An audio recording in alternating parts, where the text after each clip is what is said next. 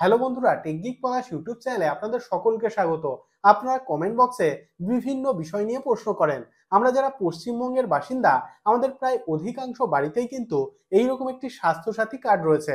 এ বিষয়ে একজন প্রশ্ন করেছেন যে আমাদের এই স্বাস্থ্যসাথী কার্ড কি রিনিউয়াল করতে হবে, অর্থাৎ এর কি কোনো রিনিউয়াল ডেট আছে, বা আমরা যারা অনেকদিন আগে আমাদের স্বাস্থ্যসাথী কার্ডটি পেয়েছি আমাদের কার্ডটি এখনো পর্যন্ত অ্যাক্টিভ আছে তো, নাকি ডিঅ্যাক্টিভেট হয়ে গিয়েছে। আপনি কিন্তু অনলাইন থেকে খুবই সহজে আপনার স্বাস্থ্যসাথী কার্ডের স্ট্যাটাস চেক করে নিতে পারবেন যে এখনো পর্যন্ত আপনার স্বাস্থ্যসাথী কার্ডটি অ্যাক্টিভ আছে কিনা। তো চলুন আজকে আমরা এই বিষয়টি জেনে নেব যে আমাদের স্বাস্থ্যসাথী কার্ডের কোনো রিনিউয়াল ডেট আছে কিনা, বা আমরা অনলাইন থেকে কিভাবে আমাদের স্বাস্থ্যসাথী কার্ডের স্ট্যাটাস চেক করব।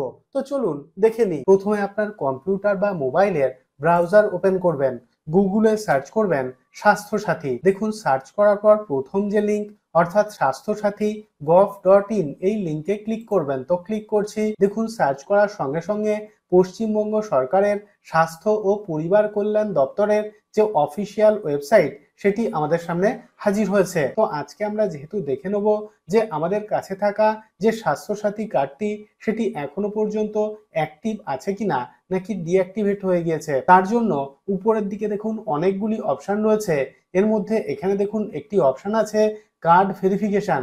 তো এই অপশনে ক্লিক করবেন। তো ক্লিক করছি। দেখুন ক্লিক করার সঙ্গে সঙ্গে এইরকম একটি ইন্টারফেস আমাদের সামনে হাজির হবে। তো এখানে দেখুন কার্ড ভেরিফিকেশন এবং নিচে আমাদের কিছু তথ্য পূরণ করতে হবে। প্রথমে দেখুন স্টেট, তো এখান থেকে ওয়েস্ট বেঙ্গল সিলেক্ট করবেন।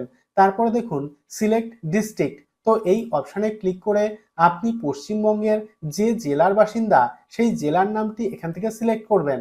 তো আমি এখান থেকে নদিয়া সিলেক্ট করছি। তারপর নিচে দেখুন এন্টার ইউআরএন, অর্থাৎ আপনার স্বাস্থ্যসাথী কার্ডের নিচের দিকে দেখবেন 17 ডিজিটের একটি নাম্বার রয়েছে, সেটি হলো ইউআরএন নাম্বার।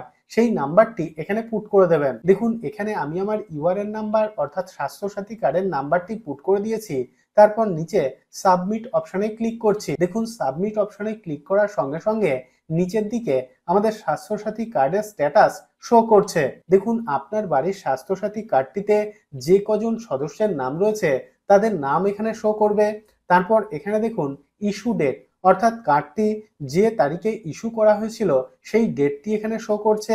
তারপর এখানে দেখুন ইউআরএন নাম্বার শো করছে, এখানে দেখুন জেন্ডার শো করছে এবং একদম ডান দিকে দেখুন কার্ড স্ট্যাটাস অ্যাক্টিভ, অর্থাৎ আমি এখানে যে স্বাস্থ্যসাথী কার্ডের নাম্বারটি পুট করেছিলাম এই স্বাস্থ্যসাথী কার্ডটি কিন্তু এই মুহূর্তে অ্যাক্টিভ রয়েছে। এইভাবে আপনি কিন্তু খুবই সহজে আপনার বাড়ির যে স্বাস্থ্যসাথী কার্ডের স্ট্যাটাস চেক করে নিতে পারবেন এবং জেনে নিতে পারবেন যে এখনো পর্যন্ত আপনার স্বাস্থ্যসাথী কার্ডটি অ্যাক্টিভ আছে কিনা নাকি ডিঅ্যাক্টিভেট হয়ে গিয়েছে। সর্বশেষে বলে রাখি যে এই স্বাস্থ্যসাথী কার্ডের কিন্তু কোনো ধরনের কোনো রিনিউয়াল ডেট নেই। আপনার স্বাস্থ্যসাথী কার্ডটি যে ডেটে ইস্যু করা হয়েছিল সেই ডেট থেকেই কিন্তু কার্ডটি অ্যাক্টিভ হয়ে যাবে, অর্থাৎ রিনিউয়াল করতে হবে না। আমি রোজই বিভিন্ন গুরুত্বপূর্ণ তথ্য আপনাদের সঙ্গে শেয়ার করি যাতে ভিডিওগুলি আপনার দৈনন্দিন জীবনে কোনো না কোনো দিন কাজে আসে। যদি ভিডিওটি ভালো লেগে থাকে তাহলে ভিডিওটিতে একটি লাইক করুন এবং আপনার বন্ধুদের সঙ্গে অবশ্যই ভিডিওটি শেয়ার করুন এবং চ্যানেলটিকে সাবস্ক্রাইব করে দিন। এবং আপনার মনে যদি কোনো ধরনের কোনো প্রশ্ন থাকে তাহলে অবশ্যই কমেন্ট বক্সে কমেন্ট করুন। তো আজকের মতো এই পর্যন্তই, দেখা হবে পরের ভিডিওতে।